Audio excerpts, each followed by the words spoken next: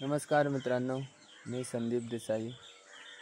आज आपल्यासमोर घेऊन आलेलो आहे आणि एक व्हिडिओ जो मधमाशी पालन बी किपिंग याच्यात तुम्ही बघू शकता। इथे ज्या पेट्या ठेवलेल्या आहेत त्यामध्ये मधमाशा आहेत आणि त्यांची लाईव्ह ॲक्टिव्हिटी तुम्ही इथे बघू शकतात। या दिवसात थंडी पडलेली आहे आणि आत्ताच ऊन पण पडलेलं आहे आणि त्यामुळे हळूहळू ते आता बाहेर यायला लागलेले आहेत। थंडीमध्ये सकाळच्या वेळी जरा ॲक्टिव्हिटी कमी प्रमाणात असते।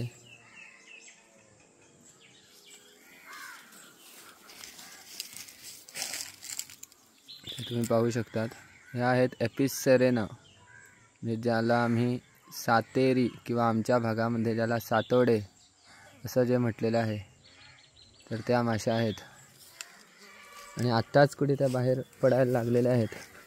तर आजचा विषय आहे, आम्ही ह्या ज्या कॉलनीज ठेवतो तर त्या किती अंतरावर ठेवाव्या। साधारण इथे तुम्ही बघू शकतात, एक 3 मीटर तरी किमान अंतर असावं, जेणेकरून कॉलनीमध्ये काही प्रॉब्लेम पुढे निर्माण होणार नाही। जशा पद्धतीने मॅलिफेरा ठेवतात तशा या जवळ, अत्यंत जवळ ठेवता येत नाहीत।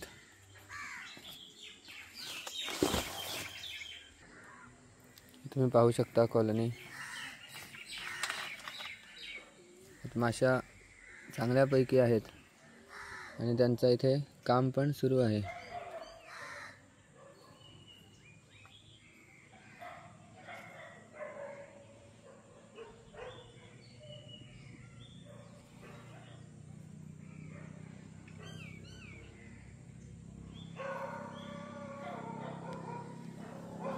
या पहा,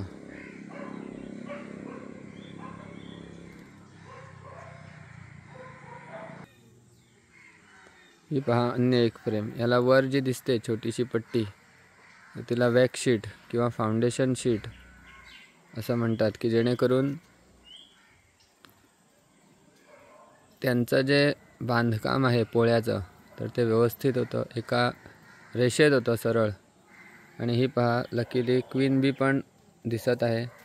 ही मध्यंतरी जी दिसते सर्वात मोठी माशी ती आहे क्वीन। हे बघा, आता बाजूला आहे पोळ्याच्या।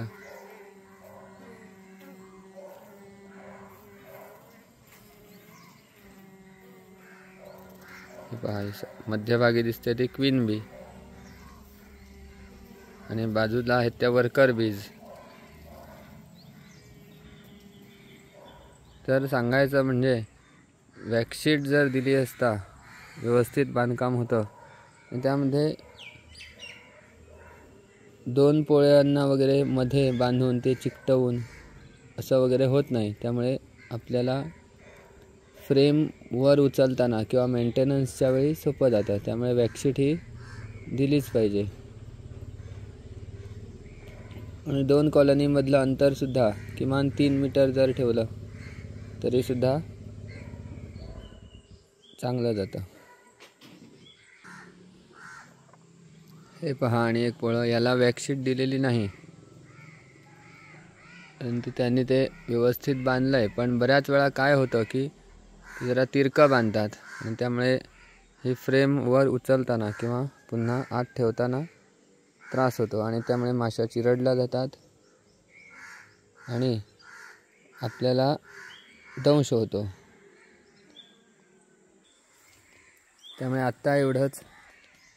याहीपेक्षा अन्य माहिती मिळवण्यासाठी चॅनलला सबस्क्राईब करा आणि तुम्हाला एपिस सेरेना किंवा सातेरी या मधमाशी पालनासंबंधी काही असलेले प्रश्न किंवा शंका तुम्ही कमेंट्स करून विचारू शकता।